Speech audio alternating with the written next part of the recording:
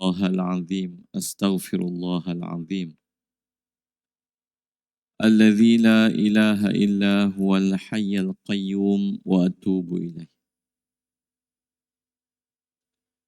السلام عليكم ورحمة الله تعالى وبركاته. بسم الله الرحمن الرحيم. الحمد لله رب العالمين. اللهم صل على سيدنا محمد عبدك ورسولك النبي الأمي النور المعصوم وعلى آله وصحبه وبارك وسلم كلما ذكرك وذكره الذاكرون وكلما غفل عن ذكرك وذكره الغافلون. اللهم علمنا ما ينفعنا وانفعنا بما علمتنا وزدنا علما وارزقنا فهما وفقهنا في الدين waj'alna min ibadikal mukhlasin al-mukhlisin amma ba'd. Maka tuan-tuan yang dimuliakan oleh Allah Subhanahu wa taala, kita mulakan majlis kita dengan bacaan Ummul Kitab Al-Fatihah dan juga 10 ayat pertama daripada surah Al-Kahfi dengan niat semoga Allah Subhanahu wa taala mengurniakan kita akidah yang benar, niat yang benar, ilmu yang benar, amal yang benar, adab yang benar, akhlak yang benar, taubat yang benar, cinta yang benar, guru yang benar, sahabat yang benar, serta jalan agama yang benar, dan dengan niat semoga Allah Subhanahu wa taala sentiasa meletakkan kita di atas keafiatan yang berterusan dan pemeliharaan yang sempurna pada agama kita, dunia kita, akhirat kita, jiwa rohani, pemikiran kita, tubuh badan kita, segala pemberian Allah kepada kita. Sehinggalah moga-moga kita diwafatkan di atas sebaik-baik keadaan husnul khatimah. Maka dapat kita pergi ke alam akhirat dengan penuh ketenangan, kebahagiaan dan kegembiraan. Al-Fatihah. A'udzu billahi minasyaitonir rajim. Bismillahirrahmanirrahim. Alhamdulillahi rabbil alamin. Ar-Rahmanir-Rahim. Maliki yaumiddin. Iyyaka na'budu wa iyyaka nasta'in. Ihdinas siratal mustaqim. Siratal ladzina an'amta 'alaihim ghairil maghdubi 'alaihim waladdallin.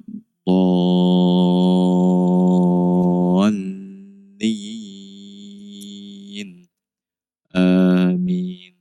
Bismillahirrahmanirrahim. Alhamdulillahilladzi أنزل على عبده الكتاب ولم يجعل له عوجا قيما لينذر بأسا شديدا من لدنه ويبشر المؤمنين الذين يعملون الصالحات أن لهم أجرا حسنا ماكثين فيه أبدا وينذر الذين قالوا اتخذ الله ولدا ما لهم به من علم ولا لآبائهم كبرت كلمة تخرج من أفواههم إن يقولون إلا كذبا فلعلك باخع نفسك على آثارهم إن لم يؤمنوا بهذا الحديث أسفا إنا جعلنا ما على الأرض زينة لها لنبلوهم أيهم أحسن عملا وإنا لجاعلون ما عليها صعيدا جرزا أم حسبت أن أصحاب الكهف والرقيم كانوا من آياتنا عجبا إذ أوى الفتية إلى الكهف فقالوا ربنا آتنا من لدنك رحمة وهيئ لنا من أمرنا رشدا Sadaqallahul azim. Wa qala an-nabiy sallallahu alaihi wasallam, man yuridillahu bihi khaira yufaqihu fid din, amma ba'd. Alhamdulillah.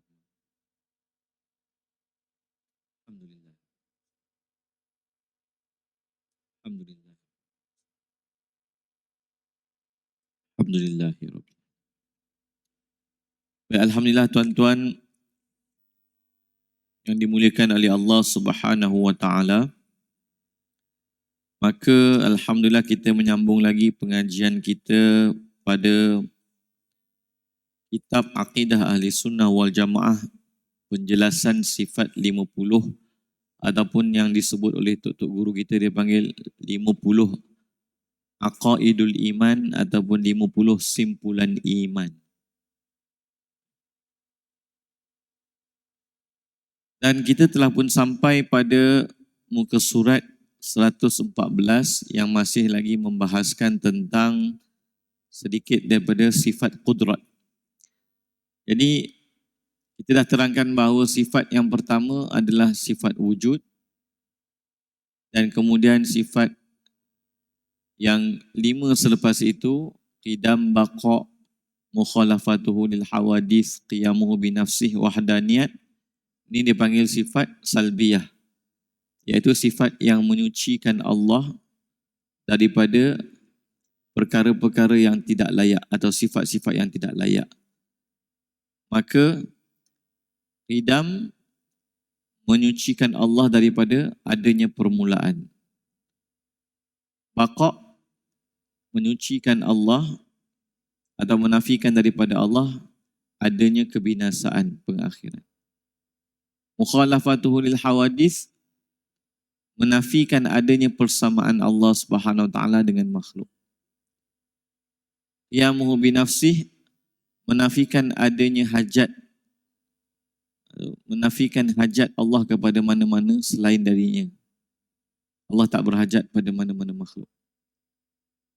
Wahdaniyah menafikan Allah itu berbilang-bilang pada zat, sifat dan af'al. Jadi setelah ini yang dikatakan, yang kita bincang panjang hari itu, bahawa ini yang tidak ada dalam perbahasan akidah golongan-golongan seperti Mujassimah, seperti Wahabiyah.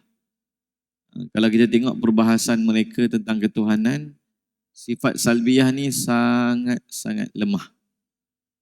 Sangat-sangat lemah. Sebab tu mereka mempunyai masalah dalam nak menyucikan Allah Subhanahu wa taala daripada sifat-sifat yang tidak layak. Maka mereka menetapkan bagi Allah itu tempat, tangan, mata, kaki, betis, jari, bergerak, berpindah, ketawa dan sebagainya. Kerana dalam susunan akidah mereka tidak ada ni sifat salbiyah. Dan dalam kitab Syarah Ummul Barahin oleh Imam As-Sanusi, beliau menyatakan bahawa sebab tu hikmah bila Allah menyebut laisa kamitslihi syai' wa huwas samiul basir. Tidak ada sesuatu yang seperti Allah dan dialah yang maha mendengar lagi maha melihat. Maka Al-Quran mendatangkan sifat ataupun mendatangkan salbiyah dulu, sifat salbiyah dulu. Menyucikan Allah baru mendatangkan sifat mendengar dan melihat. Maka sebab tu susunan sifat 20 ni didatangkan terlebih dahulu sifat salbiyah sebelum ma'nawiyah, sebelum sifat ma'ani. Jadi kita dah masuk pada sifat ma'ani. Dan kita dah terangkan juga, bila kita sebut sifat ma'ani, dia bukan sifatul a'yan. Golongan seperti Wahabi ataupun Ibnu Taimiyah, Syekh Ibnu Taimiyah, mereka ada yang mereka namakan pada zat Allah tu dia panggil sifatul a'yan. Sifatul a'yan ni seperti bagi mereka sifat yang boleh berdiri sendiri. Bukan sifat yang berdiri pada zat, tapi sifat yang boleh berdiri sendiri. Dalam arti kata lain, anggota. Dalam arti kata lain, anggota. Jadi kita ahli sunnah wal jamaah tak. Ahli sunnah wal jamaah tidak menetapkan bagi Allah tu sifatul a'yan. Sifat yang bersifat seperti anggota tu, tidak. Tak ada. Sebab tu kita panggil sifat ni panggil sifatul ma'ani. Kenapa dia panggil sifatul ma'ani? Sebab dia panggil ma'nan qa'imun bidzat. Maknanya sifat itu sifat yang wujud yang berdiri pada zat. Dan maka kita beritahu sifat ini tak menyebabkan Allah itu berbilang-bilang, berjuzuk-juzuk. Kalau golongan yang mengatakan Tuhan itu terdiri daripada sifatul a'yan, satu sifat namanya kaki, satu sifat namanya tangan, satu sifat namanya muka, sebenarnya yang mereka tetap tu anggota, maka Tuhan itu akan difahami secara berjuzuk-juzuk, terdiri daripada juzuk-juzuk yang bersambung-sambung. Maka ini jelas sesat. Sebab itu golongan Mu'tazilah dia menafikan langsung sifat bagi Tuhan. Bagi dia kalau kita menetapkan sifat bagi Tuhan, maka Tuhan tu berbilang-bilang. Ada zat, ada mendengar, ada melihat, ada ilmu, ada qudrat. Jadi bagi dia banyak. Tapi ahli sunnah jamaah kata tak. Ahli sunnah jamaah tidak menyatakan sifat itu berjuzuk-juzuk ataupun macam kita beranggota-anggota seperti golongan Mujassimah. Dan tidak juga menafikan sifat seperti mana Mu'tazilah. Tetapi ahli sunnah kata sifat yang banyak itu tak menyebabkan berbilang-bilangnya zat. Kerana apa? Kerana sifatul ma'ani. Sifat yang berdiri pada zat. Itu yang kita kata la hiya huwa wa la hiya ghairuhu tu. Sifat bukanlah selain zat dari sudut wujud. Dan sifat itu bukanlah zat dari sudut makna. Jadi itu perbahasan yang ulama kita dah selesaikan, menolak golongan Mujassimah yang kata Tuhan itu terdiri daripada sifat yang berjuzuk-juzuk, dan juga menolak Mu'tazilah yang mengatakan kalau Allah ada sifat maka Allah itu berbilang-bilang. Maka dipanggil sifat itu dalam istilah ilmu sifatul ma'ani, iaitu makna yang ada pada zat Allah Subhanahu wa ta'ala. Sifat wujudi, yang wujud yang ada pada zat Allah Subhanahu wa ta'ala. Dan disebut oleh para ulama kita, dan Allah boleh membuka hijab untuk hamba-hambanya yang dikehendakinya mengenal sifat-sifat tersebut. Maka sifat yang pertama sekali tuan-tuan yang dimuliakan oleh Allah SWT, kita dah melihat sifat qudrat. Dan kalau kita tengok cara guru kita, Kiai Idrus Ramli, menyusun perbahasan. Pertama dia kata, dalil Allah wajib memiliki sifat qudrat, iaitu seandainya Allah itu tidak maha berkuasa, Allah itu lemah. Dan kalau Allah itu lemah, dunia ini tidak ada. Ternyata dunia ini ada, maka Allah pasti berkuasa. Ini dipanggil dalil akli ijmali.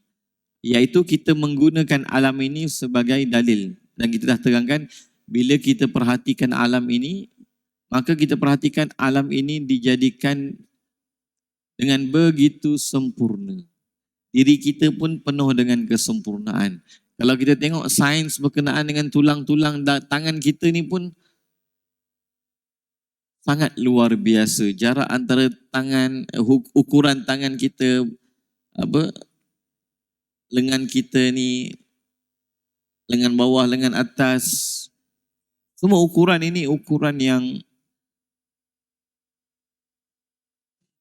kita panggil penuh kebijaksanaan. Dan bila kita tengok alam ini penuh dengan kesempurnaan, ayat Al-Quran pun suruh banyak kita bertadabbur dengan alam. Maka alam ini digunakan sebagai dalil Allah itu bersifat qudrat. Macam mana?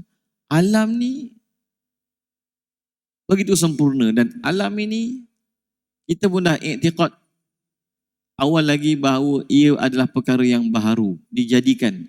Maka yang menjadikan alam ni pasti maha berkuasa, pasti maha sempurna. Sebab kalau dia tak sempurna, takkan mungkin dia boleh menjadikan alam yang begitu sempurna ini. Jadi, kata guru kita, kalau Allah tak berkuasa, Allah tu lemah. Sedangkan kita tengok alam ini penuh dengan, alam ini ada dengan kebijaksanaannya, dengan ketersusun dan sebagainya. Maka pasti yang menjadikan alam ini maha berkuasa. Jadi itu dalil yang very simple. Dalil yang kita panggil akal yang badih. Akal yang jelas, tak perlu kompleks-kompleks. Tak perlu berfikir dengan, maksudnya bukanlah satu benda yang kompleks macam formula matematik. Benda yang jelas. Alam ni sempurna, yang jadikannya mesti sempurna. Yang boleh menjadikan apa kita panggil semut bergerak, yang boleh menggerakkan matahari walaupun terbakar begitu lama tapi tak habis-habis.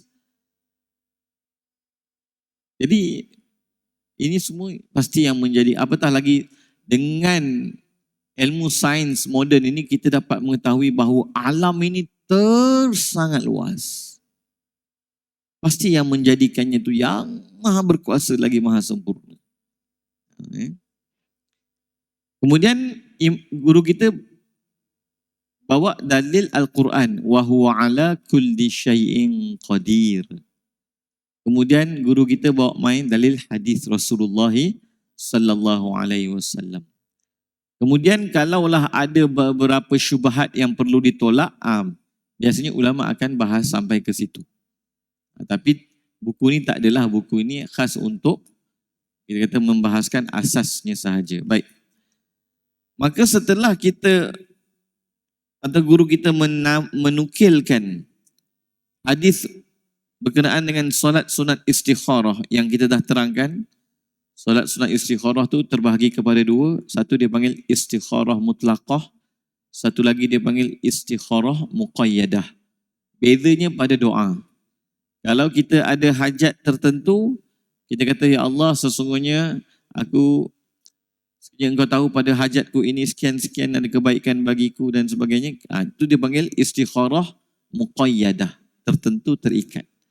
Tapi kalau kita minta daripada, ya Allah, sekiranya dalam kehidupan seharianku ini apa sahaja yang Engkau tahu padanya kebaikan bagiku, maka itu dia panggil istikharah mutlaqah, iaitu meminta kebaikan atau pilihan daripada Allah secara mutlak tanpa menentukan mana-mana hajat tertentu atau kes tertentu. Baik. Dan dalam hadis tersebut, hadis sahih, maka ada lafaz yang berbunyi wa astaqdiruka biqudratik fa innaka taqdir wala aqdir. Jadi Rasulullah dengan hadis sahih menyebut, aku meminta daripadamu dengan ketentuan, dengan kudratmu. Aku memohon kekuasaan kepadamu dengan kekuasaanmu. Di terjemahan guru kita di situlah. Aku meminta ketentuan atau kekuasaan dengan kekuasaanmu. Jadi Rasulullah sebut biqudratik. Allah sebut wa huwa ala kulli syai'in qadir. Maka kita sambung pada muka surat 114. Maka kata guru kita dalam hadis sahih di atas, ditegaskan bahawa Allah memiliki sifat qudrat dan sifat ilmu. Tengok tuan-tuan. Bila kita buat istikharah, maka Rasulullah ajar pada kita untuk meminta dengan sifat qudrat Allah dan sifat ilmu Allah Subhanahu Wa Taala. Allah Maha mengetahui yang mana baik, mana buruk untuk kita. Dan Allah Maha berkuasa untuk memudahkan kita ataupun memberi kita kekuatan untuk memilih dan sebagainya. Dan menjadikan apa yang kebaikan dan keburukan. Jadi sangat munasabah apabila kita meminta istikharah ataupun meminta pilihan daripada Allah Subhanahu Wa Taala, kita bersandarkan kepada dua sifat ini. Sifat qudrat Allah dan juga sifat ilmu Allah. Baik. Sifat qudrat atau kekuasaan Allah, objeknya ataupun subjeknya sesuatu yang mungkin ada dan tidak ada menurut akal yang sihat. Ya, ini guru kita nak masuk pada bab ta'alluq. Guru kita, pengarang kitab nak masuk pada bab ta'alluq sifat qudrat. Jadi qudrat, iradat ilmu. Tiga ni tuan-tuan, kudrat, iradat, ilmu. Tiga ni tuan-tuan kita kena faham dengan serentak dan dengan cara yang tidak saling bertentangan, dan yang kita dah terangkan. Wa khassasathul iradah. Baik. Apa tu perkara yang mungkin? Ni yang kita kena faham dulu. Sebab itu dalam pengajian ilmu akidah kita kena faham hukum akal tu. Apa yang akal kata, apa yang wajib pada akal, mustahil pada akal, harus pada akal. Jadi bila kita faham ini, okey, kita dah faham. Harus pada akal maknanya akal boleh menerima benda tu ada, benda tu tak ada. Itu dipanggil harus pada akal. Jadi sifat kudrat Allah ta'aluknya pada perkara-perkara ini, tak tertakluk pada perkara wajib dan mustahil. Tak tertakluk pada perkara wajib dan mustahil. Macam kita sebut, adakah Allah berkuasa menjadikan baginya isteri? Dah tadi ayat Al-Quran sebut, wa huwa ala kulli syai'in qadir. Allah itu dan dia ke atas tiap-tiap sesuatu maha berkuasa. Kalau orang yang tak faham bab ta'aluk, kalau macam tu Allah nak jadikan anak baginya pun boleh, Allah nak jadikan isteri baginya pun boleh, ataupun kalau Allah nak menyerupai jadi manusia pun boleh. Sebab tu golongan-golongan, maaf saya sebut, Wahabi mengambil kalam-kalam Ibn Taymiyah. Dia kata kalau Allah nak istawa bersemayam atas nyamuk pun boleh. Wal-iyazubillah. Arash sebesar-besar makhluk, kita kata itu tanda kekuasaan Allah. Golongan tertentu kata Tuhan duduk atas tu, Tuhan berada atas tu, Tuhan bertempat di atas arash. Kemudian mereka nak kata betapa Tuhan itu bertempat, dia kata kalau Tuhan nak bertempat atas nyamuk pun boleh, dia kata. Maknanya dia kata kalau Tuhan boleh duduk atas arash yang paling besar, Tuhan boleh duduk atas nyamuk yang paling kecil. Ini tuan-tuan dipanggil menyifatkan Allah dengan sifat yang tidak layak. Kenapa? Dia mengaitkan kewujudan Allah dengan makhluk. Seolah-olah Allah tu kalau nak wujud kena bertumpang pada makhluk. Wal-iyazubillah, wal-iyazubillah. Jadi bila orang yang tak faham tentang sifat kudrat ni, dia mulalah buat kata-kata ataupun kaedah-kaedah yang salah. Kalau Allah nak menjelma jadi manusia pun boleh. Itu ajaran yang kufur. Dia kata Allah tu namanya, dirinya tu Muhammad. Habis. Wal-iyazubillah. Jadi seolah-olah Nabi Muhammad ni Allah yang menjelma jadi manusia. La ilaha illallah. Kufur. Sebab apa? Sebab dia memahami sifat kudrat Allah tu dengan cara dia, bukan Al-Quran dan Sunnah. Dia faham, Allah berkuasa, Allah bolehlah begini, nak jadi manusia boleh, nak turun ke sini boleh. Seolah-olah Allah tu boleh menukar dirinya jadi makhluk. Wal-iyazubillah. Itu belum cerita perbahasan Allah boleh mencipta sifat yang dulunya tak ada pada dirinya, kemudian ada. Dia boleh mencipta, dia panggil wal-iyazubillah. Hawadith la awwalalaha. Itu lagi sesat. Jadi tak, ulama kita kata sifat kudrat Allah ni pada perkara yang harus pada akal. Bukan pada masalah isteri, menjadikan isteri itu mustahil akal. Anak mustahil akal. Menjadikan Allah yang satu lagi. Boleh tak Allah nak jadikan Allah yang satu lagi? Dah kata berkuasa atas tiap-tiap sesuatu. Tak. Kita kata wujudnya Tuhan selain Allah mustahil. Maka sifat kudrat Allah tak bertakluk, tidak memainkan peranan pada menjadikan yang kita tak kata lemah. Itu yang kita ulang balik. Kita jangan guna kalimah yang tidak beradab. Allah lemah daripada menjadikan baginya isteri. No. Kalau kita kata, boleh tak Allah jadikan isteri baginya? Tak boleh. Kalau macam tu Allah lemah lah. No, bukan sebab Allah lemah. Jangan kata Allah lemah. Kata itu bukan ta'aluk sifat kudrat. Itu bukan ta'aluk sifat kudrat.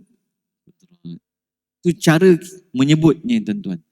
Jangan kata, oh Allah tak boleh jadikan isteri baginya, maka Allah tu lemah lah. No. Jangan pandai-pandai guna perkataan lemah. Tak pernah Allah gunakan perkataan lemah dalam Al-Quran dan Sunnah. Tak pernah mana-mana para ulama ataupun kalam-kalam kalam Rasulullah ke ataupun dinukilkan daripada Nabi-Nabi terdahulu ke, tak ada yang mengatakan istilah Allah lemah. Tak ada. Jadi bila Allah, tidak mustahil bagi Allah memiliki isteri, bukan kerana Allah lemah menjadikan isteri. Bukan, jangan. Jadi sebab itulah tuan-tuan, sifat 20 ini ataupun pengajian akidah kita ni dah jadi benteng dah. Tak ada kalam-kalam yang tak layak bagi Allah. Jadi ta'aluk ataupun subjek bagi sifat kudrat Allah ni adalah perkara-perkara yang harus ada, harus tiada. Yang kita belajar mula-mula dulu dia panggil hukum akal yang harus. Mengapa sifat kudrat Allah mengarah kepada sesuatu yang mungkin menurut akal yang sihat? Akal yang sihat mengatakan, ni dalil akal dulu. Akal yang sihat mengatakan yang maksud Allah berkuasa ke atas tiap-tiap sesuatu tu sesuatu yang mungkin. Kenapa akal yang sihat ataupun akal yang rasional? Demikian ini untuk memberikan jawapan kepada orang yang bodoh atau akalnya tidak sihat. Jadi kalau orang yang tak sihat akalnya dan tak rasional akalnya, bila dia baca Allah berkuasa ke atas tiap-tiap sesuatu, maka dia faham cara orang bodoh. Bolehlah Allah nak jadikan baginya isteri, bolehlah Allah nak duduk atas nyamuk pun boleh. Golongan Wahabi ambil kata-kata Syekh Ibn Taymiyah ini seolah-olah Allah boleh bersemayam atas arash, kalau Allah nak bersemayam atas nyamuk pun boleh. Ini dibawa main. Banggalah dengan kaedah ni. Sedangkan mengatakan Allah boleh waliyazubillah bersemayam atas waliyazubillah. Nyamuk ni adalah satu kata-kata yang menunjukkan kebodohan. Akal yang sangat tidak rasional dalam memahami makna sifat kudrat Allah Subhanahu wa ta'ala. Jadi sebab itulah kena perincikan ataupun perbahasan ta'aluk subjek sifat kudrat Allah ni dimasukkan dalam perbahasan ilmu akidah sifat kudrat. Misalnya, ada orang bodoh berkata, mampukah Allah mengeluarkan aku dari kekuasaannya? Kalau Allah berkuasa, boleh tak Allah keluarkan aku daripada kekuasaannya? Ini tanya orang bodoh, tuan-tuan. Pertanyaan ini sebagai bukti kebodohan orang yang bertanya. Macam ada orang tanya, boleh tak Allah cipta satu batu yang sangat besar, yang Allah pun tak boleh angkat? Dia kata. Ini semua pertanyaan-pertanyaan bodoh. Pertanyaan-pertanyaan yang tidak rasional. Yang sengaja menimbulkan syubhat.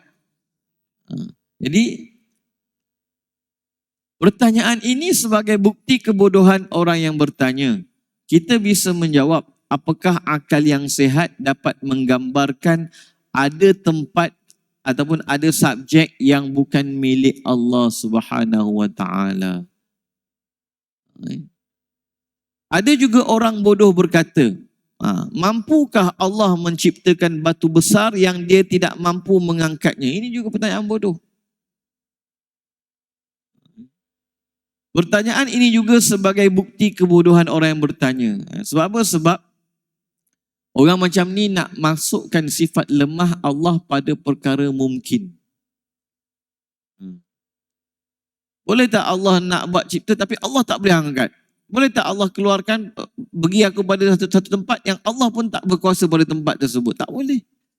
Ini pertanyaan yang wal-iyazubillah, pertanyaan yang apa kita panggil, menimbulkan syubhat, yang cuba menisbahkan lemah pada sifat Allah Subhanahu wa ta'ala pada perkara mungkin. Pertanyaan ini juga sebagai bukti kebodohan orang yang bertanya. Akal yang sihat iaitu rasional tidak dapat menggambarkan, maksudnya di sini memahami, ada batu besar seperti itu. Allah Subhanahu wa ta'ala menciptakan sesuatu sesuai dengan hikmahnya, bukan sesuai dengan keinginan akal orang-orang yang bodoh. Itu penting, tuan-tuan. Jadi kudrat dengan iradat ta'aluknya jelas pada perkara-perkara yang mungkin. Allah boleh menjadikan kamu sebagai seorang Afrika, tapi kehendak Allah memilih untuk menjadikan kamu sebagai seorang Melayu. Allah yang memilih. Jadi sebab itu tiga sifat ini, kudrat, iradat, ilmu ni, dia perlu difahami secara bersama. Jadi jangan difahami kudrat itu boleh menjadikan sesuatu yang dalam ilmu Allah itu mustahil. Allah dah sebut dah, mustahil baginya anak dan isteri, mustahil baginya lemah.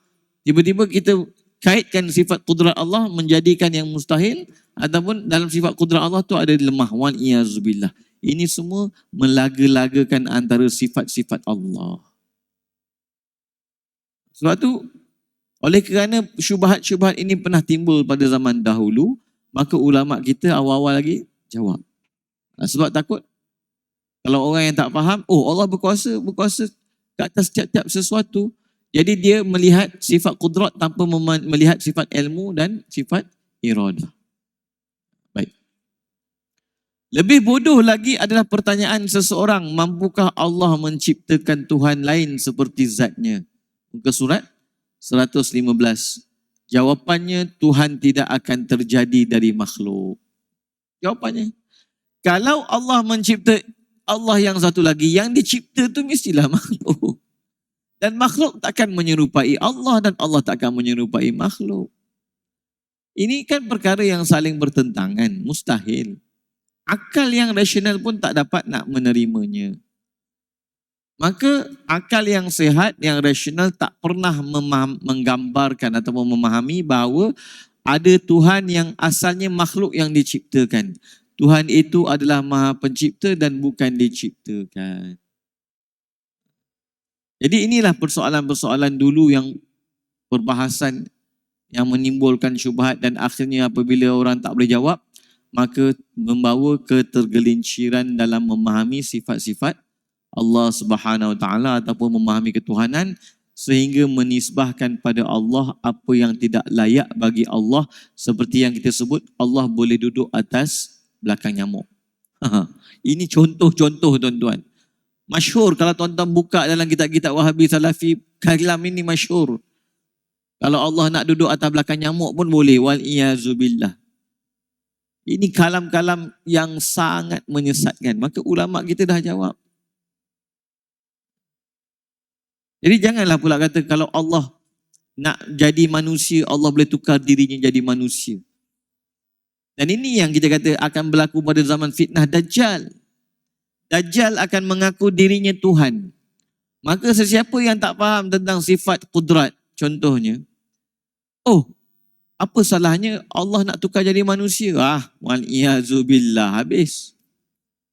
Habis. Sebab tu yang kita sebut. Tuan-tuan boleh tengok akidah Yahudi ke Nasrani ke Mujassimah ke Karomiyah ke apa-apa ni tuan-tuan. Mereka memang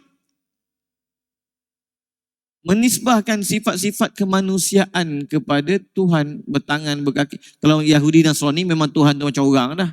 Sebahagian Mujassimah terdahulu memang Tuhan tu macam orang dah. Yang ini cuma dia tak sebut orang, tapi dia sebut tangan, kaki, duduk, bergerak, mata, jari dan sebagainya. Wal iyazubillah. Jadi bila Dajjal mengaku Tuhan, yang Rasulullah kata Khawarij akhir zaman nanti akan muncul dan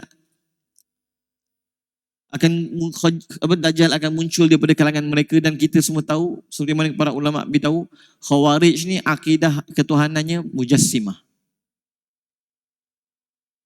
Maka sebab tu tak hairan golongan Mujassimah boleh menerima ketuhanan Dajjal. Waliyazubillah.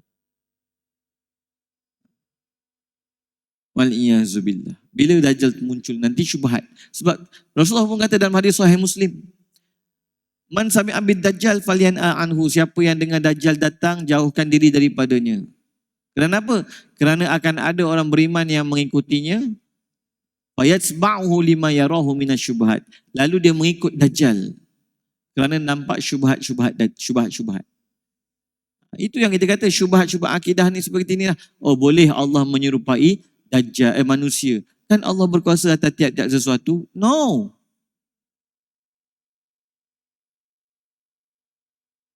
Adakah Allah mencipta dirinya jadi benda lain? La haula wala quwata illa billahil aliyil azim. Maka yang diciptakan tu makhluk. Adakah Allah menukar dirinya jadi makhluk? Ini cara berfikir yang gagal. Salah. Inna lillahi wa inna ilaihi rajiun. Jadi sebab tu, makna Allah berkuasa atas tiap-tiap sesuatu tak termasuk menjadikan dirinya seperti makhluk. Maha suci Allah, maha suci Allah. Laisa kamitslihi syai'. Kalau Allah menjadikan dirinya seperti makhluk, maknanya Allah itu sendiri adalah makhluk. Mustahil. Mustahil. Jadi Allah maha berkuasa pada dan ta'aluk sifat maha kuasa Allah tu pada perkara-perkara yang mungkin ataupun yang harus pada akal, bukan mustahil pada akal. Bukan mustahil pada akal dan syarak. Baik. Maka alhamdulillah itu yang guru kita sebut pada tentang sifat qudrat. Apa dia? Pertama dalil akli ijmali. Kemudian dalil Al-Quran. Kemudian dalil As-Sunnah. Kemudian ta'aluk. Ta'aluk tu pada perkara yang mungkin dan kemudian menjawab kebodohan akal-akal yang bodoh. Jadi jangan pahami sifat kudrat Allah dengan kefahaman akal-akal yang bodoh yang mengharuskan benda yang mustahil bagi Allah Subhanahu wa taala. Mustahil. Baik. Kemudian kita masuk pada sifat iradah. Dan kita pun tahu lawan bagi kudrat itu lemah. Wa'iyyazubillah. Maha suci Allah daripada sifat lemah. Dan jangan sekali-kali menggunakan kalimah lemah pada Allah Subhanahu wa taala. Tidak digunakan pada Allah melainkan kalimah-kalimah yang mulia. Tak boleh sifatkan Allah seperti something ke, gangster ke, jangan. Oh, Allah ni gangster. No. Okay.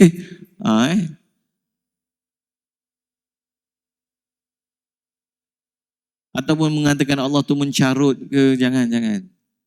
Sebab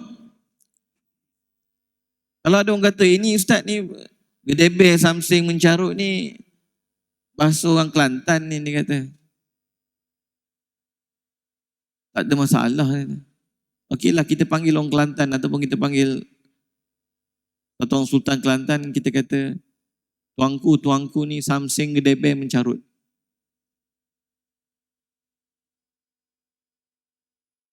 Tuanku ni something gedebeh mencarut. Ataupun satu orang guru panggil seorang ayah, dia kata, anakmu ni kat sekolah something gedebeh mencarut. Itu kata-kata pujian ke kata-kata kejian? Kejian.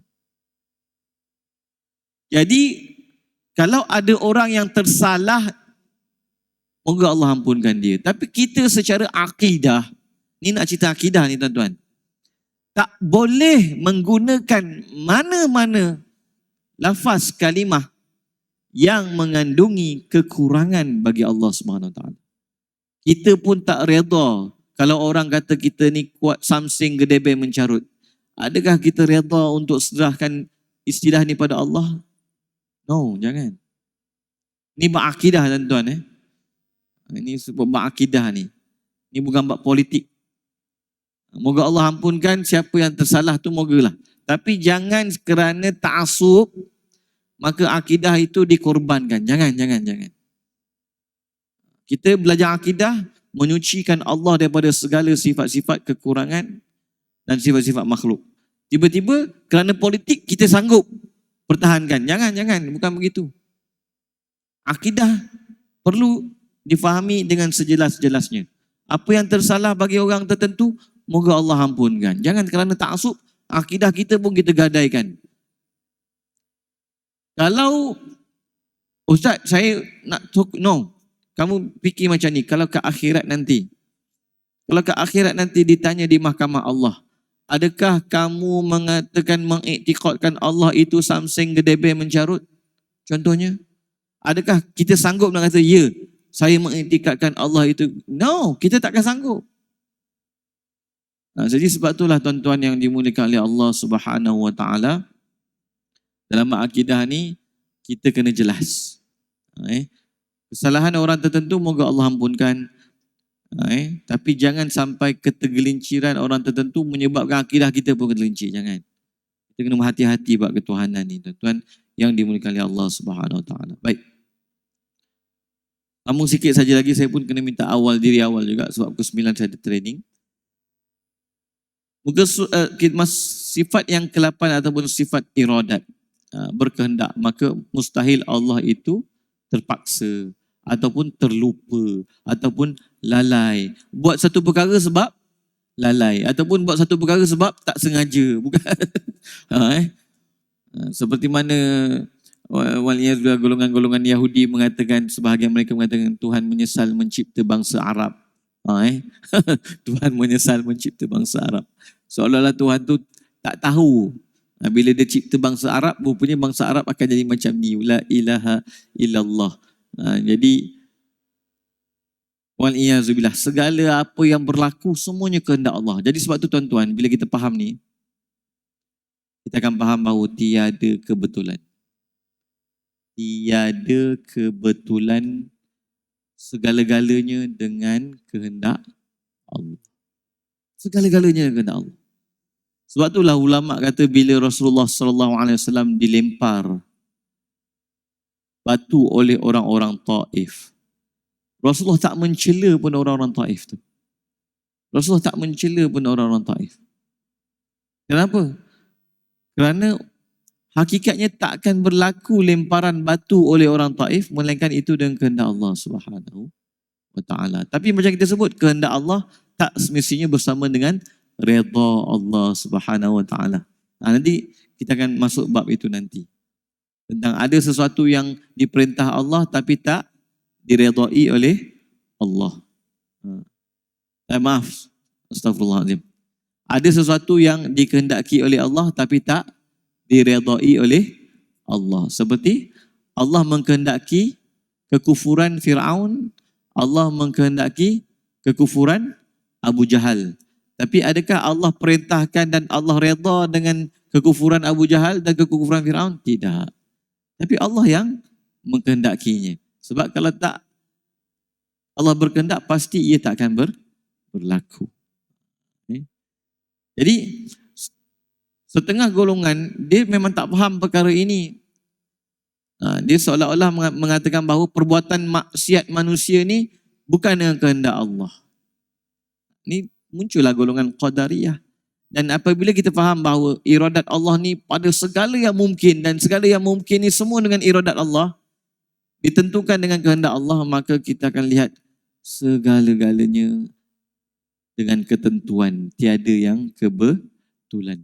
Habis Ustaz, kalau kita kata kebetulan, kebetulan tu pada ilmu kita, pada kefahaman kita yang singkat. Tapi di sisi Allah tiada istilah kebetulan. Semuanya dengan kehendak Allah Subhanahu Wa Taala. Maka bila kita tahu itu kehendak Allah, apa yang kita perlu buat? Kita redhalah. Kita redhalah.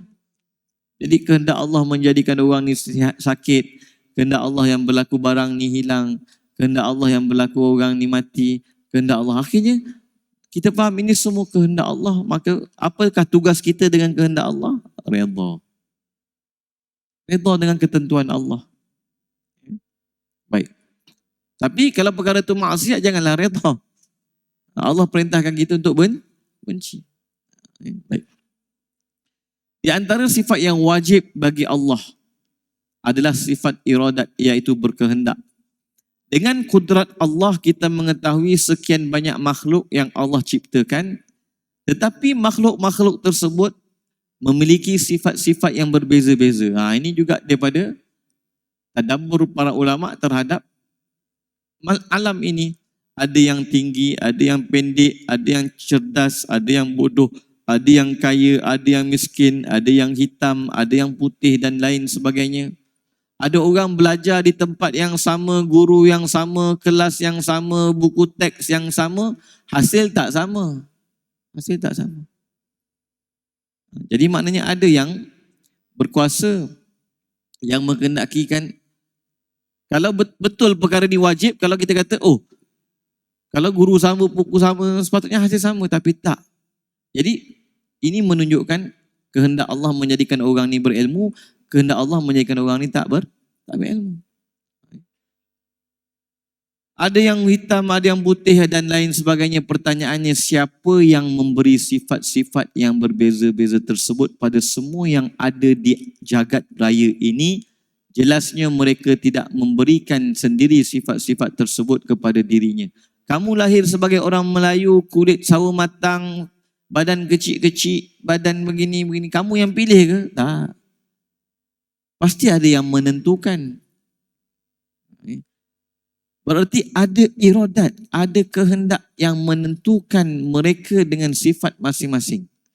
Dan itu adalah iradat atau kehendak Allah Subhanahu wa ta'ala. Maka kita sampai di situ sajalah tuan-tuan pada hari ini. Maknanya ini juga dalil yang digunakan oleh para ulama. Alam ini juga adalah dalil yang digunakan oleh para ulama untuk menyatakan bahawa kalau ikut kehendak kita, kita nak kulit putih, nak cantik, badan tegap, apa semua macam-macam. Tapi bukan begitu. Dan kita boleh, macam ulama katalah, orang tu boleh jadi hitam putih, tiba-tiba dia putih. Orang tu boleh jadi gemuk kurus, tiba-tiba dia gemuk. Siapa yang mentarjihkan, siapa yang menentukan antara hitam dan putih, gemuk dan kurus, sehat dan sakit, kaya dan miskin, bodoh dan pandai ni? Siapa yang menentukan semuanya? Dia boleh jadi begini, boleh jadi begini. Tapi siapa yang menentukan ia jadi begini? Adalah yang berkehendak, dan syarak bagi tahu kita yang berkehendak itu adalah Allah Subhanahu wa ta'ala. Apa dalilnya? Kun fayakun.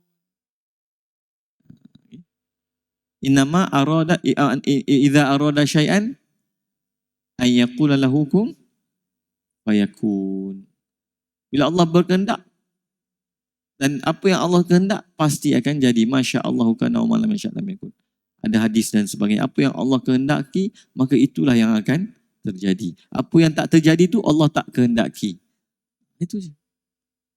Apa yang menimpa kita tu Allah yang kehendaki. Allah yang tentukan. Apa yang tak menimpa kita tu Allah tentukan tak menimpa. Bukan kebetulan, bukan apa. Segala-galanya dengan kehendak Allah Subhanahu wa ta'ala. Kita dilahirkan dalam keluarga orang Islam dan beriman. Ada orang lahir dalam keluarga orang yang kufur. Siapa yang menentukan tu? Allah. Maka bila kita faham kehendak Allah yang menjadikan kita orang beriman, Allahu Akbar. Maka bertambah syukur kita pada Allah Subhanahu wa ta'ala. Jadi tuan-tuan yang mengikut Allah, kita akan sambung pada masa akan datang pada sifat iradat Allah, kehendak Allah yang mengkhususkan, menentukan sesuatu yang khusus pada makhluk-makhluknya. InsyaAllah kita tangguhkan dengan tasbih kafarah dan suratul asr. Subhanallah wa bihamdih, subhanakallahumma wa bihamdika, ashhadu an la ilaha illa anta, astaghfiruka wa atubu ilaik. Bismillahirrahmanirrahim. Wal asri innal insana lafi khusr illa alladhina amanu wa amilus salihat wa tawasaw bil haqqi wa tawasaw bis sabr. Assalamualaikum warahmatullahi taala wabarakatuh.